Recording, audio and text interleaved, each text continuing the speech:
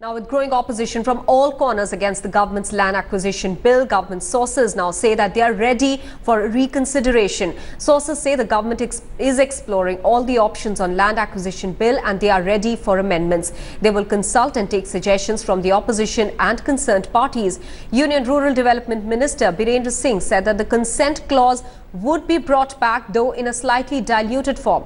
The government is ready for a rethink on the consent clause, where an option of consent of 50 to 60% of the Gram Panchayat can be taken instead of 60 to 70%. The bill has already been cleared by the Lok Sabha but remains stalled in the Rajya Sabha, where the BJP is in a minority.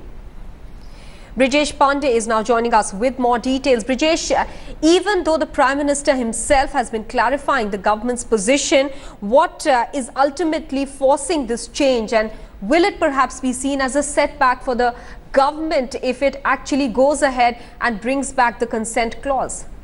Well, the government is caught between the devil and the deep blue sea here, because initially they tried to bulldoze their way on the land acquisition bill, and they did not take opposition in confidence. And what later the political managers of the BJP and the government found out to their peril was that the opposition was kind of successful in portraying the image of the government as some sort of a pro-corporate. And then later on, the government was forced to undergo to make 9 amendments to the bill, and yet there was no clarity, because on this front, Maha, you need to remember that more than the opposition, it was the parties who formed the NDA. They themselves were against this land ordinance. So the government was forced to, introduce 9 amendments. And right now, the government is willing to make further concession in order to bring around a more consensus. And there are also talks going on. The consensus clause, what they're saying, what we are getting to know is that they are willing to bring down from the 70 or 80% of the consent clause, which was in the earlier regime of UPA, to a lesser percentage of consent clause.